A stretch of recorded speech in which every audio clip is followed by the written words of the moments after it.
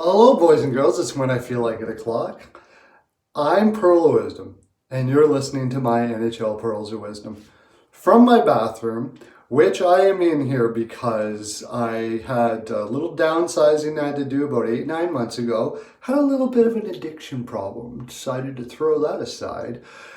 In doing so, kind of had to downsize a little bit, and I'm living with some people in an apartment, and this is the only place I really get the privacy I really need to do these fine pearls for you. It's all for you. But you know what people are doing now? Oh, check this out. They're hitting the subscribe and the bell, making us a YouTube sensation. And I say us because it's all of us. And I'm going to get out of this bathroom situation that I'm in into a bigger place. And we're going to go like to great heights, millions of subscribers. We're going to travel the world, sending pearls everywhere, changing the energy of the whole world. And all you got to do is hit the subscribe button. When I say we, I mean we. When I'm making millions, we are going to go travel around. We're going to do videos together, and there's going to be much frolic. There will be. So, yeah. Okay, last night, I was 4-2. I'm still sitting around that 80 percentile. Tell all your friends, by the way, go look anywhere out there, especially for anybody who's doing every single game every night. I don't even think they do that. Is there any pick guys that do that? They just pick certain games and stuff like that. And if they're running at 80, they're happy. I'm picking every game every day, and I'm running at 80%. So spread the news. Yesterday I messed up on the Oilers. Okay, are you now not trusting me with my Oilers picks? I hope you're not, because I'm not doing very well. It's the one team that's really screwing me up, and it's my team. So there's probably some emotional involvement and problem with that. Here's the thing. Dave Tippett is an absolute genius coach, and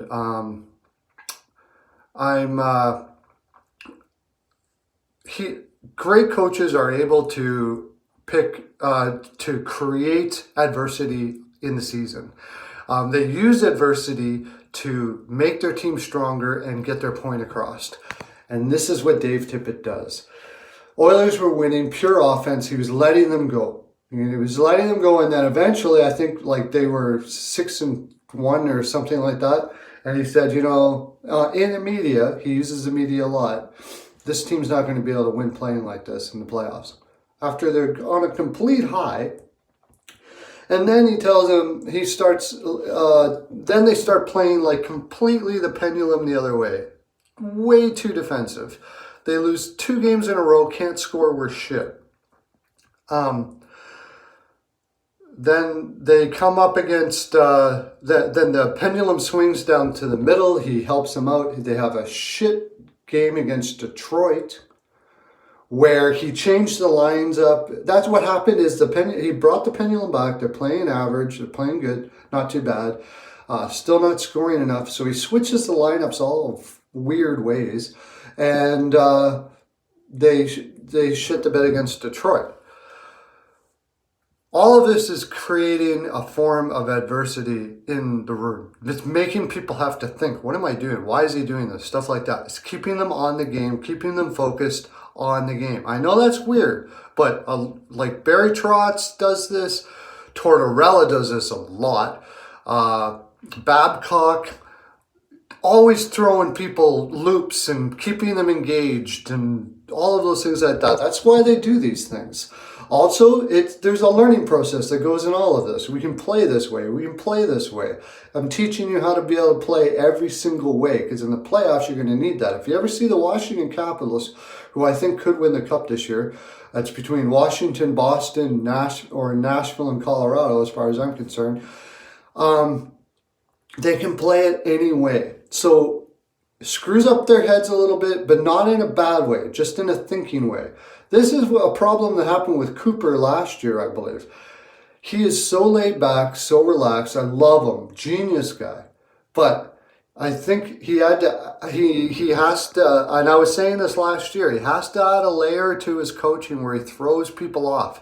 He starts doing things that creates adversity So, because when it comes to the playoffs, adversity will happen. And if you haven't got used to as a team how you're going to deal with adversity, it's going to cause problems generally in the playoffs. And that's exactly what it did. Anyways, in doing that, when you have a genius guy like Tippett, sometimes it's very difficult to figure out when teams are going to realize and connect to what he's doing. The thing is, he's so good, he's doing it super fast, and it's screwing up my predictions. Anyways, that's why I'm not. If that makes any sense to you, I hope it does. The other day game was Montreal and the Coyotes. Coyotes are going to be fantastic. Montreal has got a great coach too in Julien. I'm not sure where Montreal is going. I didn't have them making the playoffs, but when Drouin, Bergevin doesn't get enough credit for how good of a general manager he is, by the way. He did a fantastic job in the offseason of making his players aware that he's going to be willing to replace them and do things to encourage them, I guess, in a way. Drouin, for instance, was on the trade block. He made it public everywhere, basically saying, you can be better and we want better, and he has been a lot better. I liked what I saw from Montreal last night. Now, however, if they wouldn't have got that second goal, which was the Coyote, which happened when Ranta lost his skate blade, I don't know, the game probably would have been different.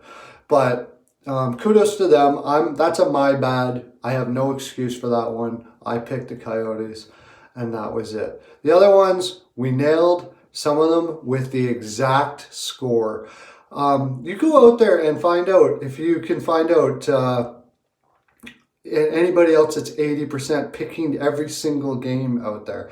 You got guys that pick this game, that game, whatever the case may be, and they have, the over and unders and stuff like that. By the way, I was bang on the over with the Tampa Bay game too.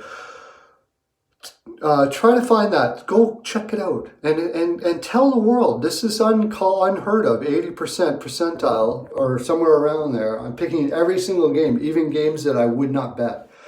So tonight, Nashville and Calgary. I'm taking Nashville. They're just playing. They're too hard of a barn. Calgary has got to get some scoring from their third and fourth lines. They have the same problem as Edmonton, but they don't have as good of a first and second line to go with it.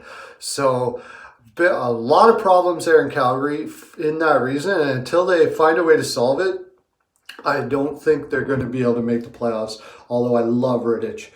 I'm taking Nashville probably 4-1. Montreal on a back-to-back is playing Kincaid, I would imagine, against the Golden Knights. I think, even without Schmidt. By the way, Las Vegas is freaking playing amazing without Schmidt. I don't know how that team is consistently good with their D-line that they have on paper. Like Engelland playing in your top four. Unbelievable. I know how. Fleury is amazing, and Gallant is the best coach in the league. And I love all the guys I've mentioned. Gallant is rare air. Unbelievable coach. I take the Golden Knights tonight. Montreal's probably going to be a little tired. I think it could be like 5-1 or something like that. Well, boys and girls, that's my full 42%. I hope you enjoyed these fine pearls today, because I enjoy you. I enjoy you so much. I love all of you, and we're going to meet, and it's going to be beautiful. Have a great day. Lots of love to you.